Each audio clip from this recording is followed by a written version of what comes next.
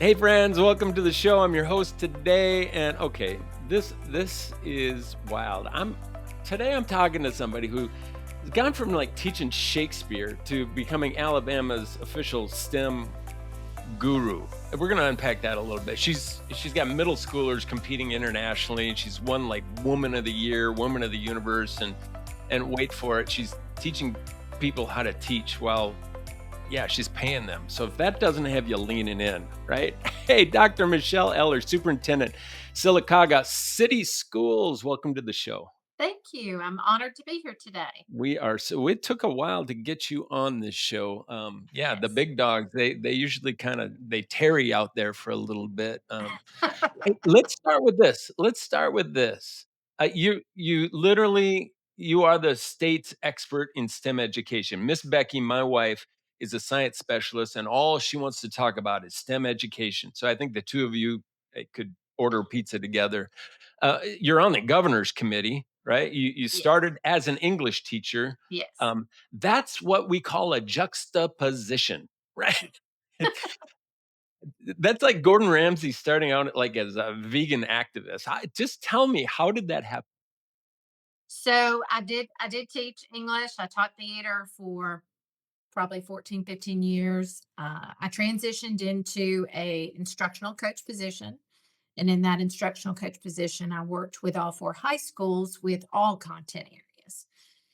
And then from there, it opened up doors where I eventually went in to be a director of curriculum and instruction, which encompassed career technical education. Sure. And I had not really dove into that area in my previous, educational career, and really fell in love with career technical education, fell in love with all the different subject areas, saw the need for STEM education, really K through 12.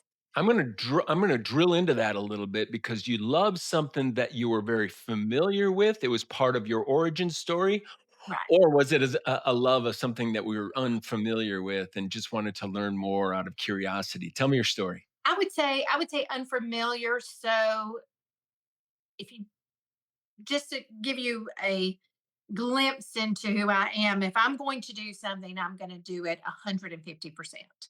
I'm going to learn everything there is to learn about it. I'm going to embrace it. I'm going to ensure that if we are rolling something out, that I believe in it just as passionately as um, as I'm asking my people to.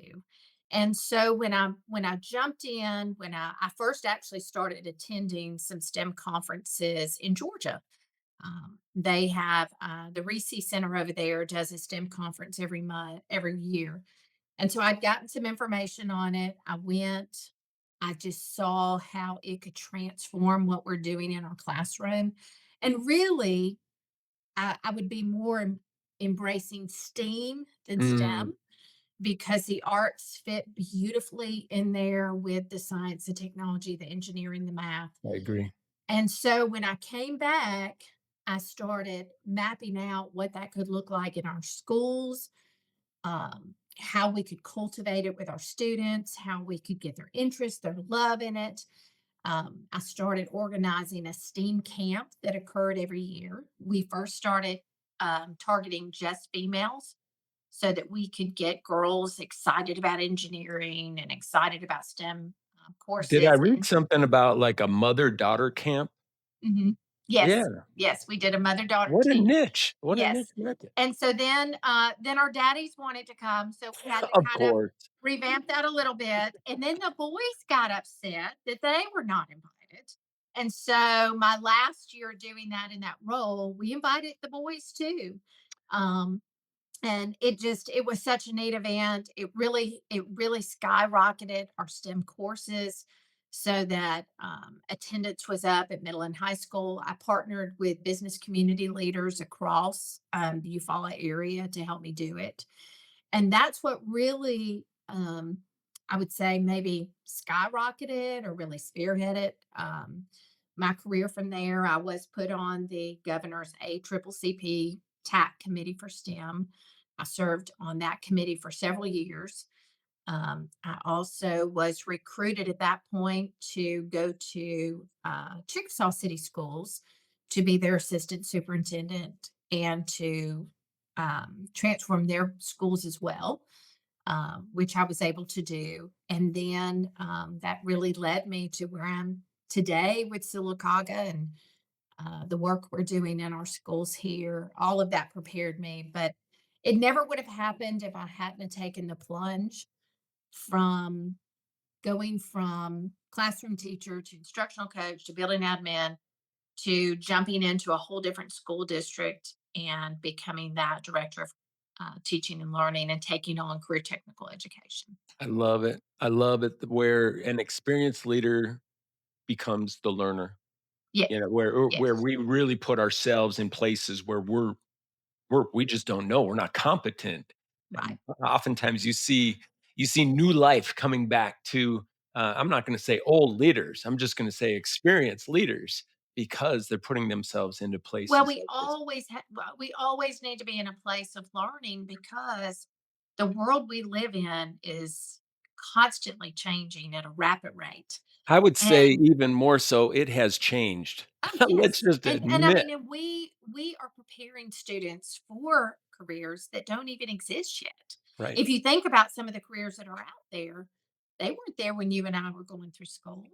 And so if we don't stay on top of things, we're gonna miss out not only ourselves, but we're gonna miss out on opportunities that our students can have. And at the core, that's why we're here. We are here to develop the future workforce. That's what K-12 education is here for. Amen to that. That is a mission statement that is as crystal clear as I've ever heard it.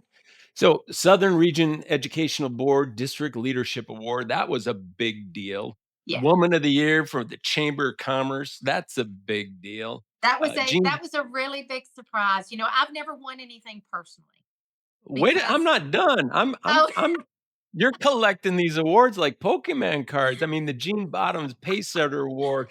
I got to know what's happening in Sylacauga that has everybody's attention right now.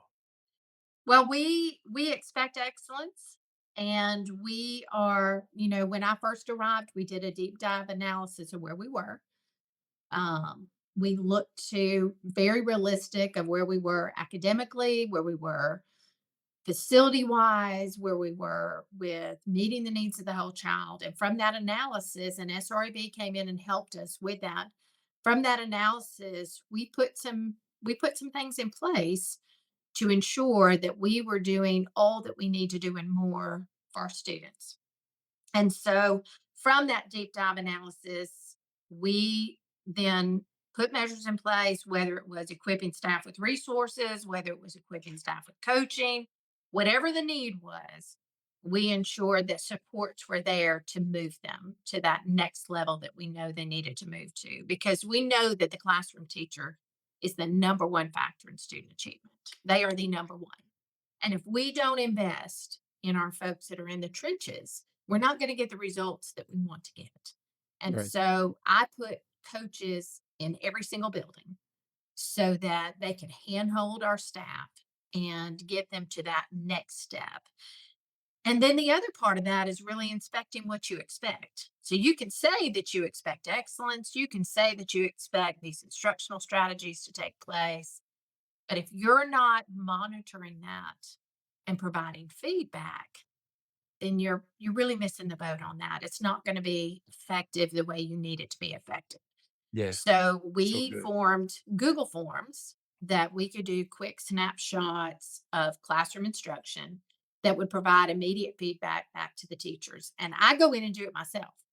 So you never know when I might pop into a classroom with my iPad doing a quick walkthrough of what I'm seeing in that classroom because they need to know I'm invested just as much. And I need to see that the things that we're putting in place, I'm seeing come to fruition. Right, And right. so we do frequent walkthroughs that we have the feedback. And then we actually have those conversations on, okay, here's what we've seen. We've popped in your class all year long. Here's some things we've seen that have gone well, and here's some things that we still need to see improvement. What do you need from us so that you can improve in this area? Do you I need what to I go? love about that is you came in, you did a quick sniff to find out where your gaps were, and it didn't take you about a hot minute to establish standards that you expected, actually, not you, but your community expected. Yes. And then you put the support systems together. You didn't just stick the standards up there and say, Right. come on now, because some of the worst coaches in the world that I've had have stood on the sidelines and said, come on, rah, rah, pull your head out, or whatever stupid Right. coach phrases, without laying out a plan that helps me get better. It helps them get better. And you understand what you're looking for when you come into a classroom. You're not somebody that just sits in their superintendent's office and, is navigating new bus routes. Uh-uh. Right. I Right. love it. Love it. And I meet on the onset, I met weekly with my admin team, and that included central office administrators and our principals. I required them every week to meet face to face on the onset because they had worked in isolation. So each building was almost its own little kingdom. And we're a feeder pattern school. We've got four schools, they all feed into each other. So there was absolutely no reason why we could not have vertical alignment going through, whether it be instructional strategies, whether it be practices, whether it be rules, all those things needed to be consistent going through. So there's a good transition from children going from one building to the next. And so we worked a lot on collaboration. We worked a lot on being really a high quality team that could join together to meet the needs of our students, to meet the needs of our staff, and to really move our district to the next level. I challenged them on the onset. There's a difference between being a part of something and being committed to something. So true. So And I asked my staff to sign commitment letters that they were committed to Sylacauga City Schools. is there anybody that didn't sign it? You don't have to say the name, but is there anybody that didn't? Everybody signed it.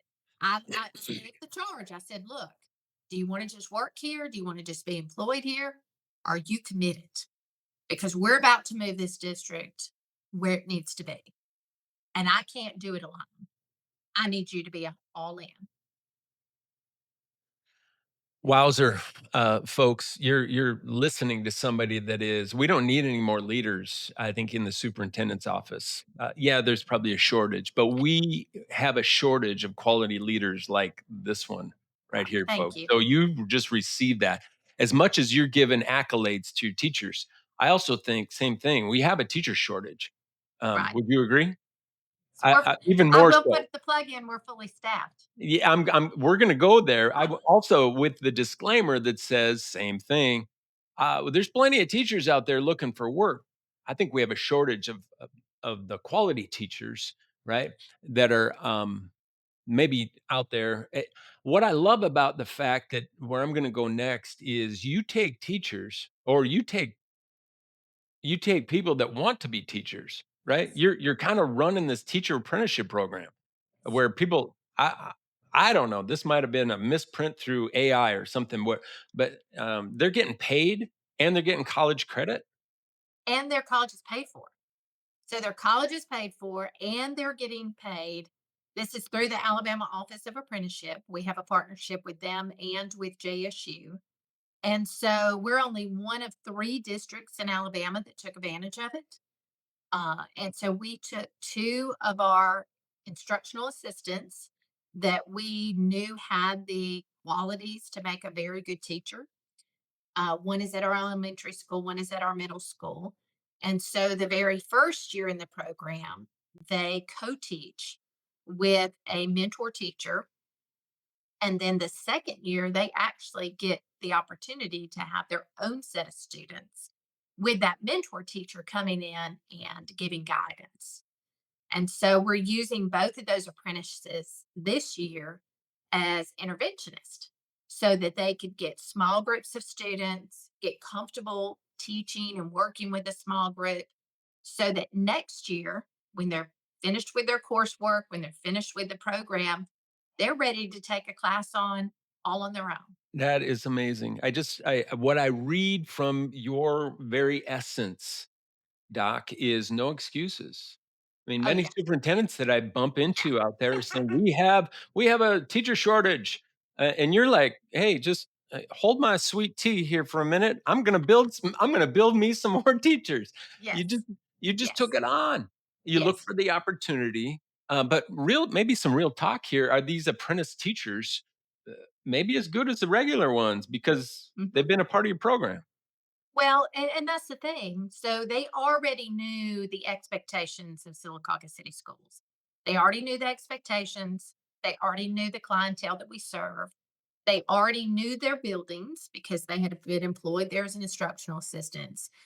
And then what better way to learn than to put you with a phenomenal mentor teacher that you can watch every single day as they interact with students, as they write lesson plans. As I mean, to me, there's no better education than that. You can take all the education classes in the world, Right. but I learned the most when I interned. And unfortunately, that was only a few weeks, and then I was given the class on my own. I mean, you think about this, they really have interned for an entire school year from beginning to end. They saw what it's like at the onset of the year, what it's like at the end of the year. They were able to see interactions with parents. They were able to see interactions with students that might be a little more difficult. Um, so, I mean, what an amazing opportunity and get paid. I didn't So get paid to another intern. another probing curiosity that I have, because teaching is almost an impossible profession, right? If you are a quality teacher and you are doing all the right stuff, it is hard. So my Yeah. wonder is these apprentices, did you lose any about halfway through going, I'm out, I'm tapping out. This is the hardest thing I've ever No, really. So the no. support systems were there, the models were there, the care and Yes. attention was there, the you can do it was Yes. Yes. there. I have we tend to get teachers that have been in districts neighboring ours. And the one thing that I hear over and over again from these teachers that join us from other districts is I've never had the support at a school like I have now. You know, they said, I've never had that support before. And I just want to tell you thank you for Wow, making sure that wow, we're wow. supported. And Yeah, and to me retention. that means a lot because I never want to forget what it was like in the classroom. I spent 16 years in the classroom. I never aspired to be a leader. People kept pulling me into positions. If it was up to me, I'd still be teaching 11th grade English and theater. I didn't have any aspiration to ever you know, go anywhere else. And if you would have told me one day I was going to be a superintendent, I would have probably cackled a little bit and said, okay, whatever. Um, but the Lord had different plans, I and think other there's people always saw, more. There's yeah, always all more other going people on saw out things that there. I didn't see. Yes, it is a calling. You Yes, just it got is a you calling. got called to different Yes, places to work on yes, system stuff to provide the right conditions for your teachers to be successful. And I tell you what, that probably is the most worthy work that one could live their yes, lives for. So yes. I'm really celebrating you. I want to talk quickly about the midweek minute. I Okay. look at that. You post it on a regular basis. I Yes, think it's a great way to just keep your people informed. You're on the radio. Most superintendents are kind of hiding behind all that superintendent stuff. I was one, and I know what superintendent stuff is to right. hide behind. But you're kind of like the podcast influencer out there. Why is Well, that important to you? I'm not from Sylacauga, so I was a transplant coming in. And I felt like the community really needed to know who I was as a person. You have to trust who's leading your people. You have to trust who is in that place of leadership. And so to me, it was important one for them to have trust in me as a person. But number two, if we don't tell our story, no one else will. And so I felt it was important for us to celebrate all the great things that are happening in our school system and great things that had happened long before I got there, There you go. but no one had ever told Give credit. me. Right. And Mm. so, Sylacauga City Schools has a long history of excellence. But it's untapped. It's almost an untapped area that, the rest of the world didn't know. And so to me, it's important that we tell our story so that others know what we're doing. And what better way than to do it with a weekly podcast? I love it. I love it. So, final big question. Okay, you're on the governor's committee, you got all these national awards that just would make people gobstopped. Your middle schoolers are competing globally. Michelle, you're kind of like the master. I got to know the master plan here. You're Alabama in okay, I'm from the Midwest where we have a lot of education friendly stuff going on. We looked to Yes. Alabama and you got kind of a brand down there of maybe not playing so well in the world of education, but you're proving me wrong. You are absolutely are you trying to make like Alabama the new MIT of the South? What Well, just a what is side note, going I did on? go to middle school in the Midwest. Okay, okay. And so I also remember when I first came back to Alabama, the reputation that Alabama had, being maybe below Mississippi or right above Mississippi. I also lived in Mississippi too, and that's not good enough. We can throw New Um, Mexico in there as well. I mean, just some yes, suffering states in the right, world of education, but right. you're creating these super students that are going out and really transforming much of Well, and how we that's our think. goal. Mhm. That's our goal. Like I said, we're creating the future workforce. We're creating for jobs that don't exist yet. And that's our charge. And so we want to make sure when our students leave us the day after graduation that they are prepared for that next step. Yes, yes, yes, and maybe just between us, is this kinda like, this revenge for people underestimating, what Maybe a little bit. Alabama? Maybe a little bit. I'm very Because I love competitive. it. I I'm love it. very, very competitive. And so if we're going to do something, we're going to do it all the way. Okay, for a colleague out there who might not believe that they are in a position to win, every superintendent that I know has a good headwind in their face right now. They've got a lot of interference to just get in the way of them doing their good work. So they're maybe watching their magical retirement date and just holding on, right? Just holding Right. on for Right. that thing to finally and knowing down deep that there's something more. You got a quick little pep talk in you for that colleague going, I wish I had. I'd say put your feet in the sand. That's what I do. Put your feet in the sand, stand firm, and keep persevering. Mm, Because if we can transform districts that are high poverty, high minority, districts that didn't feel their worth, you can as well. so We're not talking about a lighthouse district where everybody's driving BMWs. My students are high poverty, high minority. We're at 70 something percent free and reduced lunch. And we have been able to move from a C on our report card to an 86.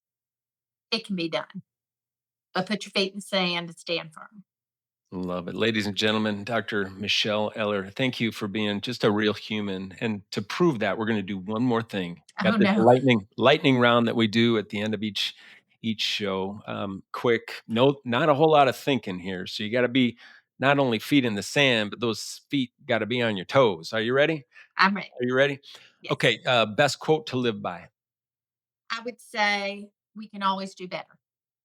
Beach vacation or mountain? Beach. Beach it is. Here's a big one. Can't mess this one up. Roll Tide or War Eagle? I have to say War Eagle all the way. Why is that? I have a doctorate from Auburn. Come I went for on. academic. Coffee or sweet tea, ma'am?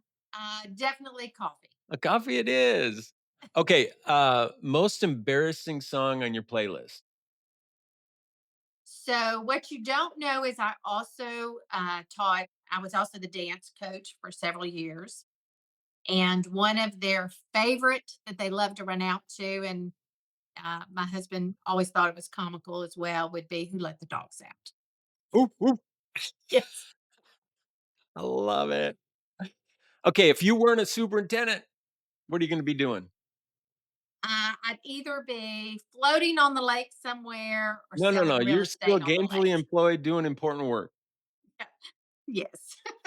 You're selling real estate someplace. Yes. Probably on the Okay. lake. Alright, alright. How about the weirdest food combination that you absolutely love? So, although I was born in the South, most of my childhood was spent up north and out west. But my mother made sure that we still had some Southern uh, food in our repertoire. So I would have to say it's probably black eyed P's and P Liquor Incorporated. You're gonna have to use AI to figure that out, folks, 'cause Yes, I you can know thank my I mother know for that that. there's no alcohol in that, but it is, No, that's a specialty dish. Okay, best of advice that you've ever received. I would have to say from my dad, Mm, and that was, "You have one name, wear it well." deep honor there, deep honor. Yes. Changing gears, celebrity crush from your teenage years. I Can had we go there? so I had so many, but if I had to pick one, it would probably be MacGyver after I had the privilege of having breakfast with him. Uh, it would have to be MacGyver. I think he taught you a few of his hacks, 'cause you're blowing up a lot of the wrong stuff in education right now. I absolutely love it. And last one, just a word to describe Alabama's education future. I would say